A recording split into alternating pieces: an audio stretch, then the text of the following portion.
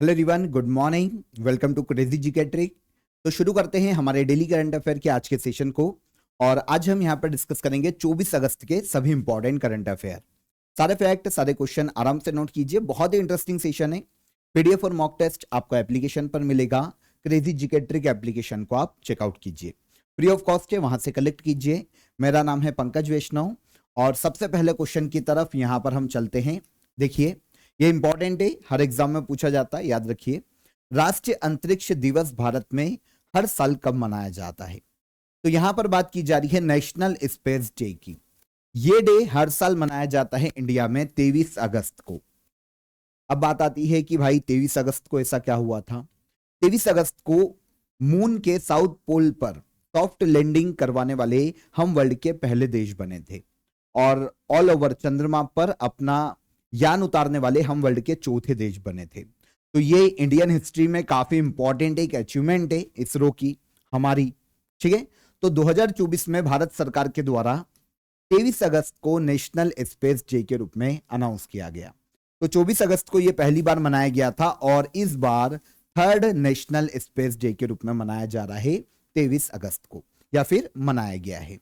याद रखिएगा, यह पूछा जाता है। चंद्रयान 3, इसके बारे में आप सभी जानते हैं, नॉर्मली आप सभी ने पढ़ा है, हमने भी काफी बार डिस्कस किया है। तो चंद्रयान 3 के मून पर जो मून है उस पर सक्सेसफुली लैंडिंग के उपलक्ष्य में मनाया जाता है नेशनल स्पेस डे। 2024 में इसकी शुरुआत की गई थी, पहली बार 2024 में ही 23 अगस्त को यह मनाया गया था। 2026 में towards Viksit Bharat, innovating, collaborating and aspiring to global space leadership, ये थीम रखी गई है नेशनल स्पेस डे की। ओके, थीम थोड़ी सी बड़ी है पर याद रखिएगा, क्योंकि एग्जाम में ऐसे जो इंपॉर्टेंट डेट होती है, ऐसी जो इंपॉर्टेंट अचीवमेंट वाली डेट होती है ना, तो उनकी थीम भी हमसे पूछी जाती है। तो यहां पर मैंने मेंशन कर दिए, पॉज करके भी पढ़ लेना एक बार। ठीक है, अब देखिए उपलब्धि क्या है। इसरो के द्वारा चंद्रयान 3 को लॉन्च किया गया था। इसे लॉन्च किया गया था 14 जुलाई 2023 को। हमने जिस रॉकेट का यूज किया था चंद्रयान 3 में, वो LVM-3M4 है। एक इस रॉकेट के द्वारा इसरो ने इसे लॉन्च किया। कहां से लॉन्च किया गया? तो सतीश धवन अंतरिक्ष केंद्र। आप सभी को पता होगा कि आंध्र प्रदेश में श्री हरिकोटा द्वीप समूह देखने को मिलता है और यहीं पर सतीश धवन अंतरिक्ष केंद्र है। इसरो का एकमात्र लॉन्चिंग पैड है ये सैटेलाइट के लिए। ठीक है, अभी 2 और बन रहे, लेकिन ये एकमात्र है अभी तक। तो सतीश धवन अंतरिक्ष केंद्र से हमने चंद्रयान 3 को लॉन्च किया था और चंद्रमा के साउथ पोल पर सॉफ्ट लैंडिंग करवाने वाला इंडिया पहला देश बना था। ऑल ओवर चाइना, रशिया और यूएसए के बाद चंद्रमा पर लैंडिंग कराने वाला इंडिया चौथा देश बना और इसरो चौथी स्पेस एजेंसी बनी थी। ये जो लॉन्च है ना, ये 14 जुलाई को किया गया था, ये भी क्वेश्चन आता है, याद रखना। लेकिन लैंडिंग कब हुई थी? तो ये 23 अगस्त 2023 को की गई। जो हमारी लैंडिंग साइट है ना चंद्रमा पर, जहां पर हमने सॉफ्ट लैंडिंग की, उसे बाद में इंडियन गवर्नमेंट ने एक ऑफिशियली नाम दिया था शिव शक्ति पॉइंट, है ना। लैंडर जो हमने भेजा था उसका नाम है विक्रम। विक्रम ये मून पर लैंड हुआ था और रोवर प्रज्ञा ने, ये एक व्हीकल था जिसने मून की सरफेस पर चलकर एक्सपेरिमेंट किए थे। तो ये 2 इक्विपमेंट ये पूछे भी जाते हैं। लैंडर कौन था? विक्रम। और रोवर का नाम क्या है? तो रोवर का नाम है प्रज्ञा। अब ये तो हो गई 23 अगस्त को नेशनल स्पेस डे की बात। इसके अलावा 23 अगस्त को एक और डे मनाया जाता है, international day for the remembrance of the slave trade and its abolition. तो ये भी कब मनाया जाता है? यूनेस्को ने 1997 में इसे मान्यता दी थी और ये डे भी 23 अगस्त को ही मनाया जाता है। स्लेव ट्रेड और उसको जो खत्म किया गया है उसकी याद में इसे मनाया जाता है 23 अगस्त को। तो दोनों डेट इंपॉर्टेंट है, दोनों डे इंपॉर्टेंट है, डेट सेम है, याद रखना। आगे आएंगे। 2027 फीफा विमेंस वर्ल्ड कप की मेजबानी कौन सा देश करेगा? इंटरेस्टिंग क्वेश्चन है। स्पोर्ट्स से क्वेश्चन हमको देखने को मिलेगा। 2027 में फीफा वर्ल्ड कप जो विमेंस वाला है ना, उसका आयोजन किया जाएगा कहां पर? ब्राजील में। रिसेंटली आप सभी को पता है कि मेंस फीफा वर्ल्ड कप 2026 में आयोजित किया जा चुका है संयुक्त रूप से यूएसए, मैक्सिको और कनाडा में। और वहां पर विनर रही थी स्पेन की फुटबॉल टीम, रनर अप रही थी अर्जेंटीना की फुटबॉल टीम। ये बेसिक फैक्ट हो गए, ठीक है ना।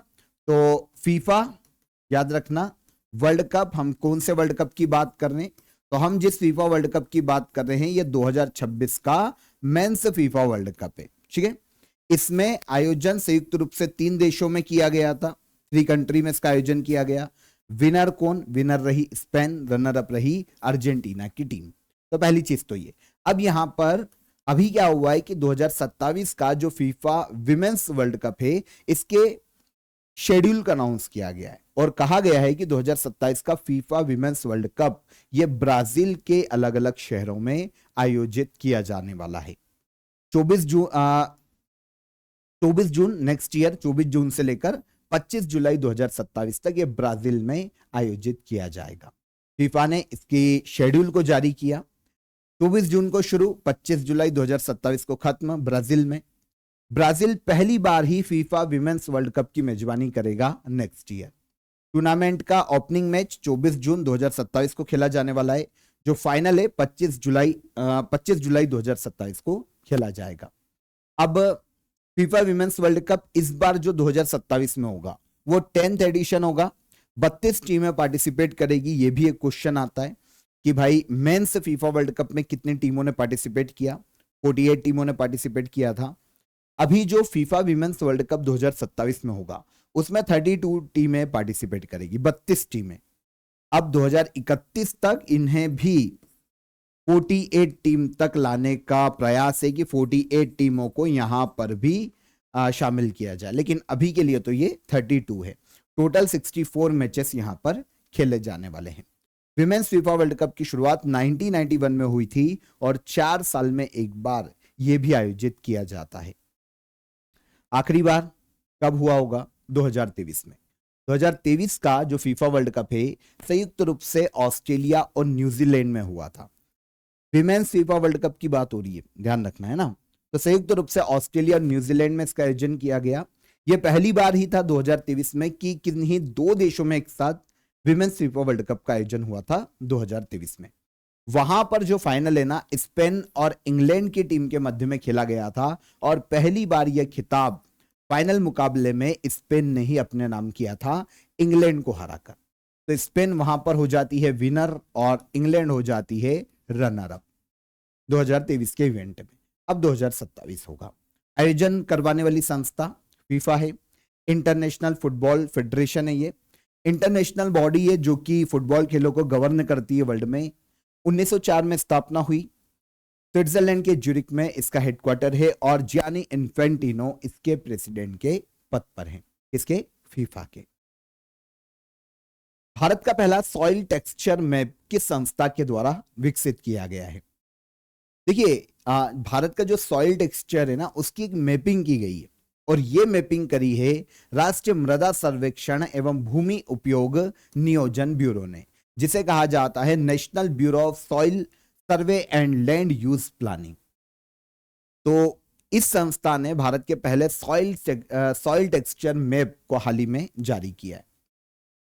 अगर सॉइल टेक्सचर मैप की बात करते तो पहले हमको समझना पड़ेगा कि सॉइल टेक्सचर क्या होता है। तो देखिए, यहां पर जब सॉइल के टेक्सचर की बात होती है ना तो मिट्टी की बनावट की बात की जा रही है।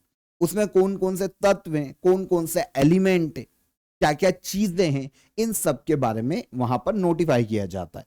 जैसे मिट्टी में रेत कितनी है, उसमें गाद या फिर जो क्ले है वो कितनी मात्रा में, इसे कहा जाता है सॉइल टेक्सचर। और जब इसके बारे में मृदा की बनावट का पूरा मानचित्र तैयार किया जाता है, भारत के अलग अलग क्षेत्रों में कौन कौन सी मिट्टी है, उसका क्या टेक्सचर है, उसमें क्या क्या कौन कौन से एलिमेंट कितनी मात्रा में है, तो जब इसकी मैपिंग की जाती है तो उसे कहा जाता है सॉइल टेक्सचर मैप। तो इंडिया में पहली बार ही national bureau of soil survey and land use planning नाम की संस्था ने भारत का पहला सॉइल टेक्सचर मैप जारी किया है। फायदा क्या होगा? देखिए, ये जो मैप बनाया ना, एक्चुअल में भारत का जो मिट्टी का क्लासिफिकेशन है इंडिया में, कौन कौन से क्षेत्रों में कौन कौन सी मृदा पाई जाती है, उसमें कौन कौन से एलिमेंट है, इसके बारे में पता चलेगा। लैंड यूज प्लानिंग में इनका यूज किया जा सकेगा, इरिगेशन डिजाइन में इनका यूज किया जा सकेगा। ओके, और अलग अलग जो मतलब खेती के लिए किस मिट्टी में कौन सी फसल बोई जानी चाहिए, कौन सी मिट्टी किस फसल के लिए उपजाऊ है, कौन सा क्षेत्र किस फसल के लिए उपजाऊ है, ये पता चलेगा अल्टीमेटली। इसके फायदे काफी सारे। मैप में पूरे भारत की सॉइल की जानकारी को हेक्टेयर लेवल पर शो किया गया, मतलब पर हेक्टेयर में कौन कौन सी सॉइल है। इसमें क्या होगा, field study, satellite images, remote sensing, AI, इन सब का यूज किया गया और ये पूरी मैपिंग की गई इंडिया के सॉइल की पर हेक्टेयर लेवल पर। इससे फसल चुनने में मदद मिलेगी कि कौन से क्षेत्र में कौन से हेक्टेयर क्षेत्र में कौन सी फसल बोई जानी चाहिए किसान के द्वारा। फार्मर अपने खेतों के बारे में एक सही क्रॉप का चुनाव कर पाएंगे कि हम कौन सी बोए। इरिगेशन में मदद मिलेगी कि कौन से क्षेत्र में सिंचाई की ज्यादा आवश्यकता है, कौन से क्षेत्र में कम आवश्यकता है। गवर्नमेंट विलेज लेवल पर एग्रीकल्चरल प्लानिंग कर पाएगी, रिसोर्सेस में मदद मिलेगी। काफी सारे मतलब ऑल ओवर, अगर हम मल्टीपर्पस, आप इसको एक प्रोजेक्ट के तौर पर देख सकते हैं, काफी सारे फायदे होने वाले हैं जब हम बात करते हैं सॉइल टेक्सचर मैप की। ठीक है, तो इसे बनाने वाली संस्था है national bureau of soil survey and land use planning. यह संस्था इंडिया में एक ऐसी गवर्नमेंट ऑर्गेनाइजेशन है जो स्पेशली मिट्टी के लिए ही काम करती है, चाहे वो मृदा सर्वेक्षण हो, चाहे फिर मिट्टी पर रिसर्च करना हो, है ना, भूमि के सही उपयोग कैसे किया जाएगा इसके बारे में किसानों को अवेयर करना हो, ये सारे काम इस संस्था के द्वारा किए जाते हैं। महाराष्ट्र के नागपुर में इसका हेडक्वार्टर है और 1976 में यह ऑफिशियली स्थापित हुआ था। यह संस्था 2026 में इस साल इसने अपने 50 साल कंप्लीट किए हैं, इसलिए भी इंपॉर्टेंट हो जाती है। 94 ईयर की एज में प्रसिद्ध दक्षिण भारतीय अभिनेत्री सोकर जानकी का निधन हो गया। इन्हें 21 वर्ष पद्मश्री से सम्मानित किया गया था।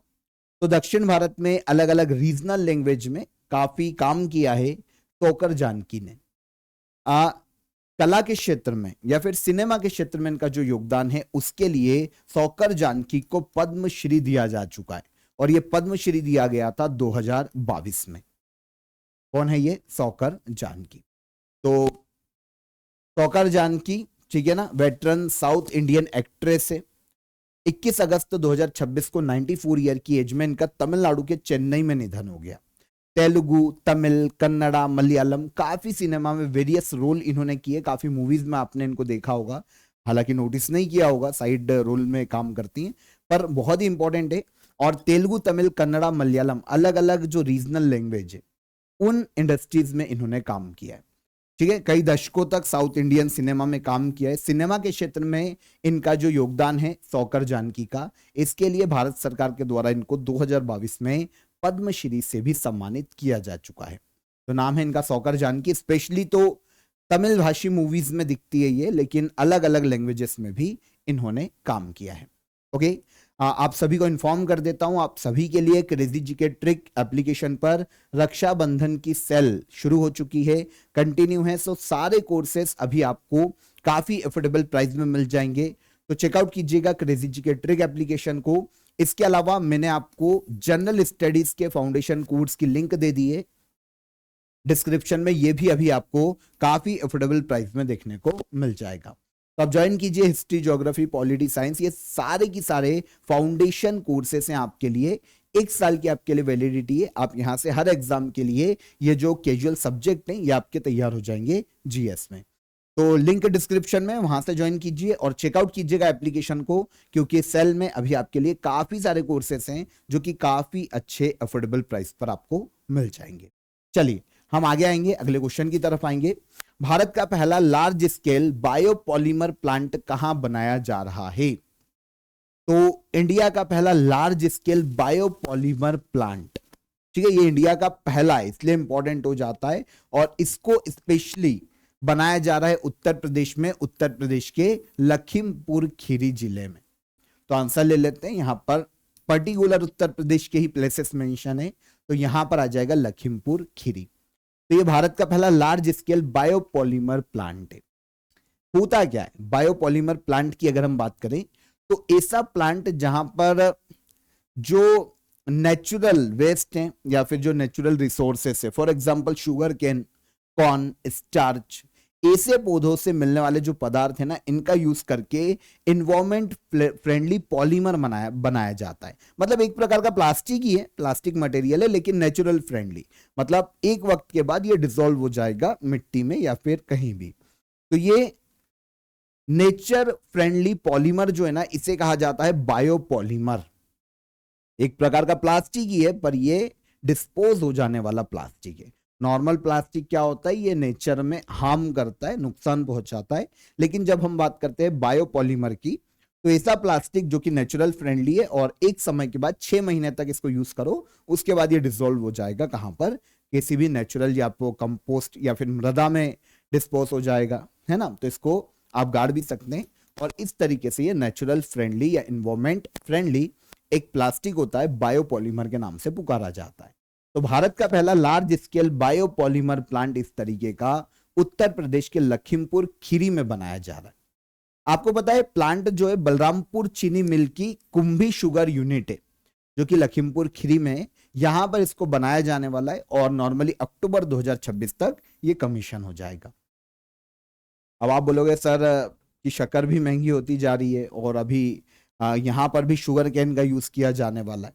ठीक है, ठीक है, वो सब अलग चीजें हैं, पर यहाँ पर जो प्लांट आया है हमारे लिए वो इंपॉर्टेंट है, तो हमको इसको याद रखना पड़ेगा। लखीमपुर खीरी है ना, उत्तर प्रदेश क्षेत्र में आता है। अब एक और चीज की प्लांट में शुगर केन से शुगर बनाकर उसे पॉलीलैक्टिक एसिड में बदला जाएगा और उसके बाद एक बायोपॉलीमर प्लास्टिक का निर्माण किया जाएगा। देखिए यहां पर पॉलीलैक्टिक एसिड की बात करें तो एक ऐसा बायोग्रेडेबल प्लास्टिक है जो समय के साथ नेचर में ही नेचुरली टूटने लगता है या टूट सकता है, और इसका use plastic, cup, bag, packaging ऐसी चीजों में किया जाता है। ठीक है, तो यह है पॉलीलैक्टिक एसिड। इसमें शुगर केन से शुगर बनाकर उसे पहले पॉलीलैक्टिक एसिड में बदला जाएगा और फिर उसकी अलग अलग चीजें नॉर्मली बनाई जाती है। तो प्रोजेक्ट की जो कॉस्ट है वो 3080 करोड़ रुपए आने वाली है ऑल ओवर। प्लांट से जो प्लांट है बायोपॉलीमर का, कप्स बनाए जा सकते हैं, बैग बनाया जा सकता है और ऐसे प्रोडक्ट बनाए जा सकते हैं जो कि 3 से 6 महीने में नेचुरली डिकम्पोज होने के लिए डिजाइन किए जाएंगे। तो ऐसा बड़ा प्लांट उत्तर प्रदेश के लखीमपुर खीरी में बनाया जा रहा है। डॉक्टर आशुतोष परिडा को 47th सरला पुरस्कार से सम्मानित किया गया। यह किस राज्य का साहित्य पुरस्कार है? तो डॉक्टर आशुतोष परिडा, इनको 47th सरला पुरस्कार से सम्मानित किया गया। यह ओडिशा राज्य का साहित्य के क्षेत्र में दिया जाने वाला अवार्ड है, जो कि इस साल डॉक्टर आशुतोष परिडा को दिया गया। तो डॉक्टर आशुतोष परिडा ये ओडिया भाषा के एक साहित्यकार है। आपको पता है ये साहित्यकार भी और एक साइंटिस्ट भी है। CSIRIMMT एक संस्था है, इसमें साइंटिस्ट के तौर पर भी ये काम कर चुके हैं। और इसके अलावा एक बहुत ही फेमस ओडिया पोएट है, निबंधकार हैं उड़ीसा के। तो ओडिया भाषा में इनकी एक कविता संग्रह थी, विश्वास दे पृथ्वी। ये ओडिया भाषा में एक कविता संग्रह है। इसके लिए डॉक्टर आशुतोष परिडा को 47th सरला पुरस्कार से सम्मानित किया जाना है, मतलब चुना गया है, अब इनको यह अवार्ड दिया जाएगा। तो 2024 में इनकी ओडिया कविता संग्रह को प्रकाशित किया गया था। वैज्ञानिक भी है और एक साहित्यकार भी हैं आशुतोष परिडा। ओडिशा सरकार ने अपने ओडिया भाषा में साहित्य के क्षेत्र में दिए जाने वाले अवार्ड सरला पुरस्कार से 2026 में इनको सम्मानित किया है। अभी सेरेमनी होगी अक्टूबर 2026 में ओडिशा के भुवनेश्वर में, वहां पर इनको यह अवार्ड दिया जाएगा। अभी चुना गया है। 7 लाख रुपए की प्राइज मनी दी जाती है। सरला पुरस्कार के तहत ओडिशा का साहित्य के क्षेत्र में दिया जाने वाला अवार्ड है, स्पेशली ओडिया लिटरेचर के लिए ही दिया जाता है। पर्टिकुलर ऐसा नहीं कि नेशनल लेवल पर किसी भी लैंग्वेज को दे देंगे। स्पेशली ओडिया लिटरेचर जो होते हैं, कविता संग्रह, निबंध, नॉवेल, उनको दिया जाता है। और ओडिशा सरकार के द्वारा ओडिशा में एक संस्था है, एक ट्रस्ट जैसी, Indian metals public charitable trust, इसके द्वारा इस अवार्ड की शुरुआत 1980 में की गई थी। 1980 से ये नॉर्मली हर साल दिया जा रहा है। इस बार 2026 में डॉक्टर आशुतोष परिडा को दिया जाएगा 47th सरला पुरस्कार। तो डायरेक्ट आपको क्वेश्चन आएगा किस राज्य का साहित्य अवार्ड है? उड़ीसा का। भारत के पहले AI piloted fighter jet program का नाम क्या है? इंडिया का पहला AI piloted fighter jet program को नाम दिया गया है FWD सुप्रीम लाइट। ये इंडिया का पहला AI piloted fighter jet program है। देखिए, जब हम बोलते हैं AI powered fighter jet program, है ना, या फिर AI piloted fighter jet program, तो इसका मतलब ये नहीं है कि फाइटर जेट को एआई उड़ाने वाला है। जो फाइटर जेट के पायलट होंगे ना, उनको कैजुअली हेल्प के लिए एआई का यूज किया जाएगा। एआई मदद करेगा पायलट्स की अलग अलग चीजों को लेकर, ये इसका उद्देश्य है। तो एक फ्लाइंग वेज डिफेंस नाम की एक कंपनी है, बेंगलुरु कर्नाटका में इसका हेडक्वार्टर है। डिफेंस सेक्टर में काम करने वाली प्राइवेट कंपनी है।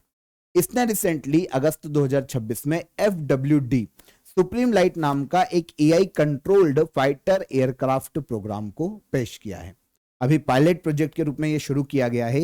यह भारत में विकसित किया जा रहा पहला AI based fighter aircraft program होगा, जिसमें एआई की मदद से एयरक्राफ्ट को कुछ काम खुद करने में सक्षम बनाया जाएगा। मतलब पायलट जेट तो उड़ाएगा, लेकिन उसे मदद करेगा कौन? एआई। उदाहरण के लिए, फ्लाइट के दौरान कुछ निर्णय लेने में सहायता कर सकता है। टारगेट और आसपास के खतरे को पहचान कर पायलट को अलर्ट कर पाएगा। नेविगेशन, फ्लाइट मैनेजमेंट में सहायता कर सकता है। पायलट का वर्कलोड कम करने में मदद कर सकता है। अगर पायलट को किसी प्रकार की थकान आती है तो ये इंडिकेटर कर सकता है, चेतावनी दे सकता है, वार्निंग दे सकता है ना। तो जैसे हम हमारे कामों में एआई का यूज कर रहे हैं, छोटे छोटे कामों में मदद करता है एआई। पूरा काम तो नहीं कर पा रहा है हमारा, पर मदद करता है। उसी तरीके से एआई जो एयरक्राफ्ट है उसमें मदद करेगा पायलट की डिसीजन मेकिंग में। ठीक है, तो इस विमान में एआई का उद्देश्य पायलट की मदद करना और कुछ कामों में अपने आप करने की क्षमता देना है।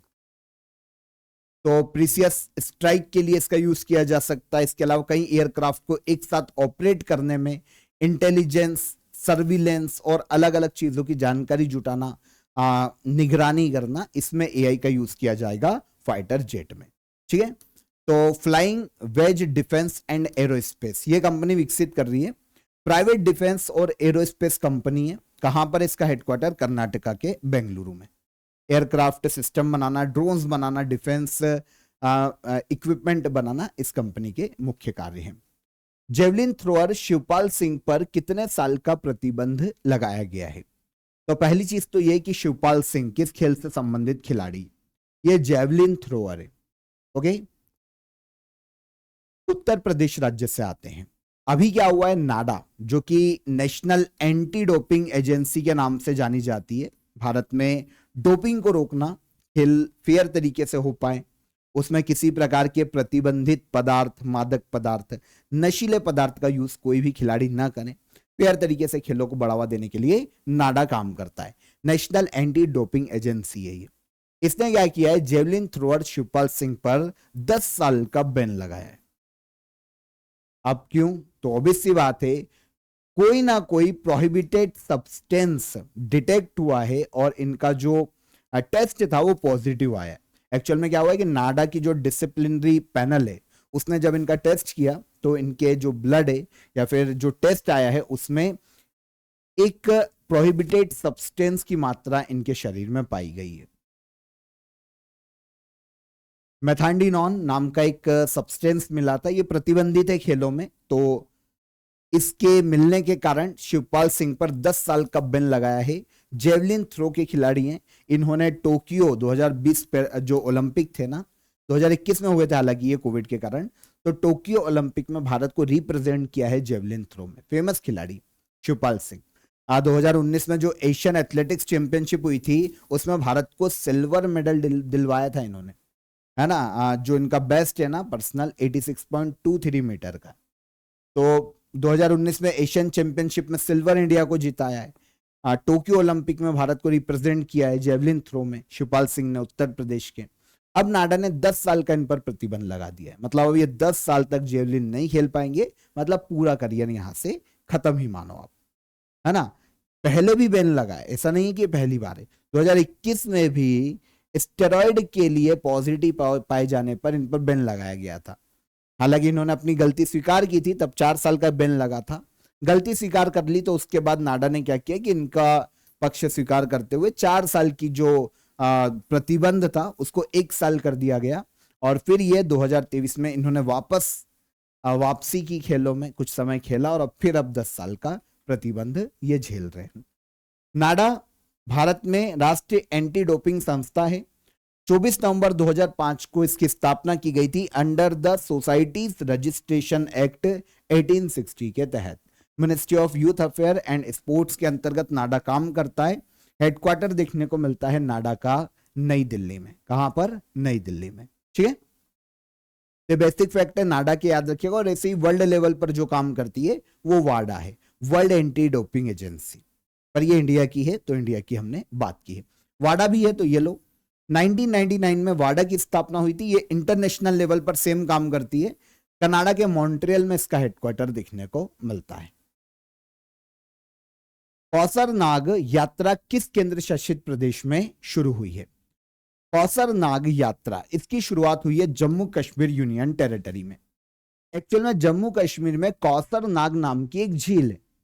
ये एक पवित्र झील मानी जाती है हिंदू मान्यताओं में, और यहीं पर हर साल कौसरनाग यात्रा का आयोजन किया जाता है। भगवान शिव से जुड़ी हुई एक यात्रा मानी जाती है। सावन के महीने में इसका आयोजन किया जाता है और जम्मू कश्मीर के कौसरनाग झील में जो श्रद्धालु है वो पहुंचते हैं और फिर वहां पर जाकर स्नान करते हैं, है ना, होली बाथ बोल सकते हैं हम, पवित्र स्नान करते हैं और इसके साथ ये यात्रा संपन्न होती है। तो कौसरनाग यात्रा, रियासी से ये यात्रा शुरू होती है। रियासी से लॉर्ड शिवा टेम्पल रियासी में, जम्मू कश्मीर में, यहां से ही शुरू होती है। इस साल 10,000 श्रद्धालुओं ने यहां पर पार्टिसिपेट किया है। तो ठीक है, झील इंपॉर्टेंट है, यात्रा इंपॉर्टेंट है, झील भी समझ में आ जाएगी नाम से। कौसरनाग झील कहां पर है? तो ये जम्मू कश्मीर में है। और कौसरनाग यात्रा का आयोजन कहां किया जाता है? ये भी जम्मू कश्मीर में किया जाता है। जम्मू कश्मीर में जो पीर पंजाल रेंज है उसमें स्थित दक्षिणी कश्मीर में एक ऊंचाई वाली झील देखने को मिलती है जिसे कौसरनाग के नाम से पुकारा जाता है। और यहीं पर पारंपरिक मान्यता के अनुसार इस झील पर पहुंचते हैं यात्रा कर और यहां पर स्नान करते हैं। ल्यूसाने डायमंड लीग 2026 में नीरज चोपड़ा ने कितनी दूरी का सीजन बेस्ट थ्रो किया है? तो ल्यूसाने डायमंड लीग 2026 में भारत के जेवलिन थ्रोअर नीरज चोपड़ा ने ऑलमोस्ट 88.05 मीटर का इस साल का सीजन बेस्ट थ्रो किया है। कितना? 88.05 मीटर का ये नीरज चोपड़ा का जेवलिन थ्रो का रिकॉर्ड है इस बार ल्यूसाने डायमंड लीग में। और इन्होंने सिल्वर मेडल जीता है जेवलिन थ्रो में। Indian javelin thrower Neeraj Chopra, Lausanne Diamond League का 2026 में आयोजन किया गया। तो नीरज चोपड़ा सेकंड प्लेस पर आए हैं जेवलिन थ्रो में। यहां पर जो गोल्ड मेडल है वो श्रीलंका के रुमेश थरंगा पाथिरेग ने जीता है। रुमेश थरंगा ये श्रीलंका के जेवलिन थ्रोअर है। इन्होंने 88.14 मीटर का भाला फेंका।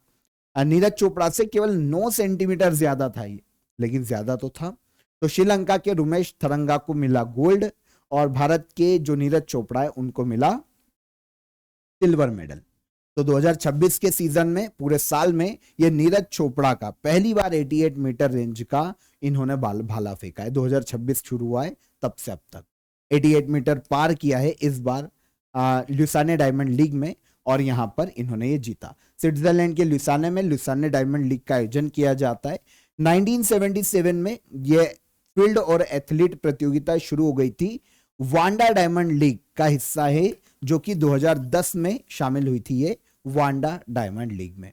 ओके, पूरी दुनिया में एक बहुत ही फेमस एथलीट प्रतियोगिता में से एक मानी जाती है वांडा डायमंड लीग, और इसी के अंतर्गत ल्यूसाने डायमंड लीग का भी आयोजन किया जाता है। वांडा डायमंड लीग 2010 में स्टार्ट हुई थी। ये 15 प्रमुख athletics event series by series आयोजित किए जाते हैं। मतलब जब हम वांडा डायमंड लीग की बात करते हैं तो ये इंटरनेशनल एथलेटिक्स कंपटीशन सीरीज है, और इसी के अंतर्गत ल्यूसाने डायमंड लीग आयोजित होता है। तो ल्यूसाने डायमंड लीग में सिल्वर मेडल जीता है नीरज चोपड़ा ने, और गोल्ड जीता है इस प्रतियोगिता का श्रीलंका के जेवलिन थ्रोअर ने। ठीक है, तो यहां पर 24 अगस्त के हमारे करंट अफेयर हमने डिटेल में डिस्कस किए। लास्ट डे के करंट अफेयर को रिवाइज कर लेते हैं एक बार। पहला क्वेश्चन क्या था? केंद्रीय कैबिनेट ने किस केंद्र शासित प्रदेश में जम्मू कश्मीर और लद्दाख हाईकोर्ट की परमानेंट बेंच को मंजूरी दी है? तो कहां पर दी है मंजूरी? लद्दाख में। बांग्लादेश के 23वें राष्ट्रपति के रूप में किसे चुना गया? तो ये हो जाते हैं Mirza Fakhrul Islam Alamgir. Friends of my Bharat initiative किसके लिए शुरू की गई है? तो इसे शुरू किया गया है विदेशों में रहने वाले इंडियन ओरिजिन यूथ के लिए। राष्ट्रीय महिला आयोग ने Yashoda AI women's part 2 AI empowerment program का आयोजन कहां किया? तो यह आयोजन किया गया जालंधर, पंजाब में। BRICS chamber of commerce and industry के ऑनररी एडवाइजर के रूप में किसे नियुक्त किया गया है? तो डॉक्टर एलुरी श्रीधर को अपॉइंट किया गया है। आरबीआई ने एलआईसी को एचडीएफसी बैंक में अपनी हिस्सेदारी कितने प्रतिशत तक बढ़ाने को मंजूरी दी है? 9.99% तक। 2026 सिंक फील्ड कप का खिताब जीता वेस्ली सो यूएसए के चेस प्लेयर हैं। वर्ल्ड सीनियर सिटीजन डे 2026 21 अगस्त को मनाया गया। एनएमसी के 2026 के प्रपोज्ड ड्राफ्ट में डॉक्टर के लिए जो प्रस्ताव रखा गया है विशिष्ट पहचान संख्या का है, यूनिक आइडेंटिफिकेशन नंबर का है। और fifth coast guard global summit 2027 की मेजबानी कौन सा देश करेगा? तो ये मेजबानी करेगा इंडिया। ये सारे करंट अफेयर कल के सेशन के हमने रिवाइज कर लिए। आई होप सारे फैक्ट आपको समझ में आए होंगे, सारे क्वेश्चन आपको समझ में आए होंगे। क्वेश्चन ऑफ द डे का आंसर देख लेते हैं। देखिए यहां पर जो पहला क्वेश्चन था ना वो था भारत की दूसरी सबसे ऊंची चोटी कौन सी है? काफी सारे स्टूडेंट का नंदा देवी आंसर आया। देखिए नंदा देवी जब आप आंसर करते हो ना तो ये उस केस में जब आप काराकोरम को भारत के अंदर नहीं मान रहे हो। काराकोरम का है भारत की सबसे ऊंची चोटी है ना, कहां पर है? पीओके में। PoK is integral part of India, obvious सी बात है, अभिन्न अंग है हमारा। तो भाई पीओके हमारा अंग है, इसमें हमको कोई शक नहीं है। तो K2 भारत की सबसे ऊंची चोटी, सेकेंड हुई कंचनजंगा और थर्ड हुई नंदा देवी। अब काफी स्टूडेंट जब आंसर करते हैं ना नंदा देवी दूसरी सबसे ऊंची चोटी, मतलब कंचनजंगा को पहली मान रहे और K2 को उन्होंने बाहर निकाल दिया क्योंकि पीओके में, पीओके पाकिस्तान के कब्जे में है भारत का हिस्सा है ना। तो काराकोरम फर्स्ट, सेकेंड पे आएगी कंचनजंगा 8586 मीटर। आई होप समझ पाए होगे। कभी किसी इंटरव्यू में पहुंचो, इंटरव्यूअर पूछे कि भारत की सबसे ऊंची चोटी कौन, तो फिर क्या करोगे? कंचनजंगा बोलोगे, तो ये हो जाएगा गलत। ठीक है, ध्यान रखना। K2 भारत की सबसे ऊंची चोटी है क्योंकि पीओके भारत का पार्ट है और कंचनजंगा दूसरी सबसे ऊंची चोटी है। नामदफा टाइगर रिजर्व भारत के किस राज्य में है? अरुणाचल प्रदेश में। और भारत का सबसे पुराना पर्वत तंत्र कौन सा है? पर्वतमाला कौन सी है? तो यह है अरावली रेंज, जो कि स्पेशली राजस्थान राज्य में फैली हुई है। वैसे दिल्ली तक फैली हुई है पर राजस्थान में सबसे ज्यादा विस्तार है अरावली का। डन। आज के क्वेश्चन ऑफ द डे, नीलाथोथा का रासायनिक नाम क्या है? पेनिसिलिन की खोज किसने की थी? और भारतीय रिजर्व बैंक का राष्ट्रीयकरण किस वर्ष किया गया? सिंपल है, कमेंट में आंसर कीजिएगा, सेशन को लाइक करके जाइएगा। ओके, और इसके अलावा सेशन पसंद आया हो तो शेयर कर लीजिए, कमेंट जरूर कीजिएगा। ठीक है, हम कल फिर मुलाकात करेंगे नेक्स्ट डे के करंट अफेयर में। तब तक अपना ख्याल रखिए। जय हिंद, जय भारत।